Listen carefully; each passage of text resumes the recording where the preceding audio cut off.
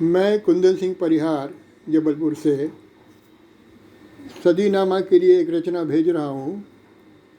सदीनामा के संपादक श्री जितेंद्र जितांशु और इस कार्यक्रम के संयोजक प्रोफेसर कम्मू खटीक का मैं आभारी हूँ। रचना का शीर्षक है प्राचीन समाज में खांसी की अहमियत। आज के ज़माने में खांसी को एक छोटा रोग या किसी रोग का लक्षण माना जाता है, लेकिन किसी ज़माने में खांसी कई मर्ज़ों की दवा हुआ करती थी।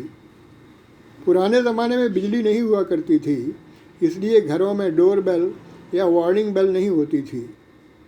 तब आगंतुक अपने आने की सूचना कुंडी बजाकर, चिल्लाकर या खांस कर देता था।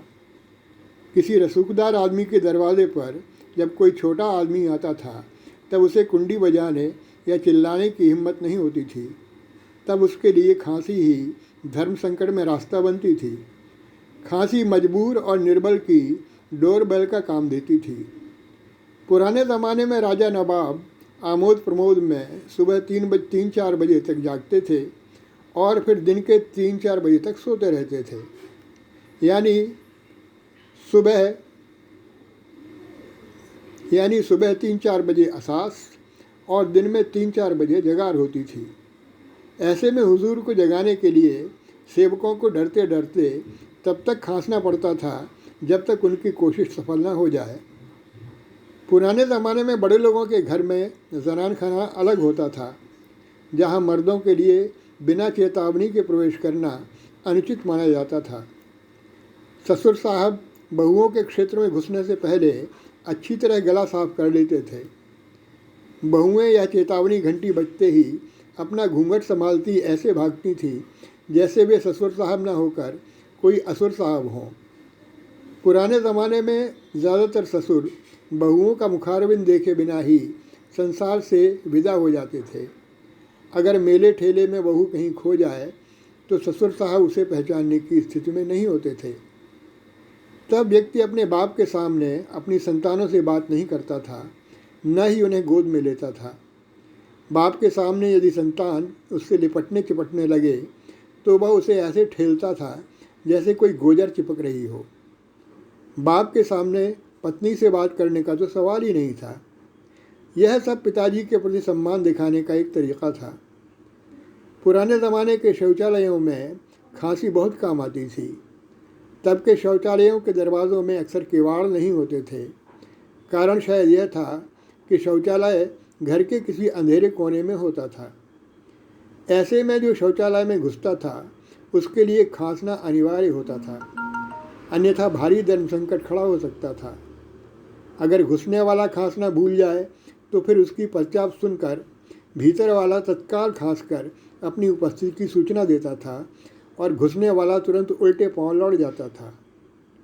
यह जान लेना ज़रूरी है कि तब पुरुषों और स्त्रियों के शौचालय अलग अलग होते थे। आज के जैसा घालमेल नहीं होता था। बहुत से लोग खासकर गांव में अब भी खेतों में निस्तार के लिए जाते हैं। इससे निपटान के साथ साथ ज़मीन की उर्वरता बढ़ाने का काम भी होता है। ऐसे में यदि झाड़ी के पीछे बैठे किसी लोटाधारी की तरफ कोई झपटता आने लगे तो बैठे हुए आदमी के पास खांसने के सिवा कोई चारा नहीं रहता था। ऐसे ही एक बार मेरे एक दार्शनिक प्रकृति के परिचित सवेरे सवेरे गाँव में एक झाड़ी के पास पहुंच गए।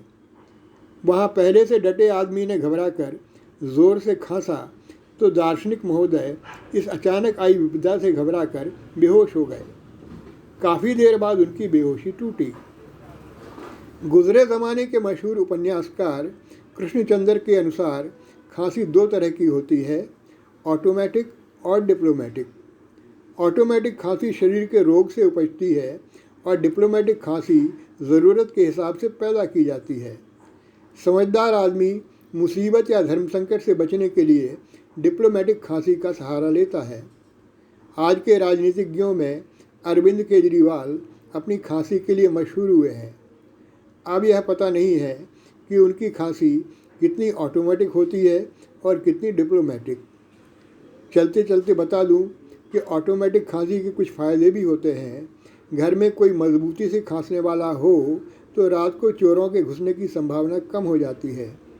नतीजतन खांसने वाले को छोड़कर घर के बाकी लोग निश्चिंता से सो सकते हैं, बशर्ते कि खांसने वाला उन्हें सोने दे।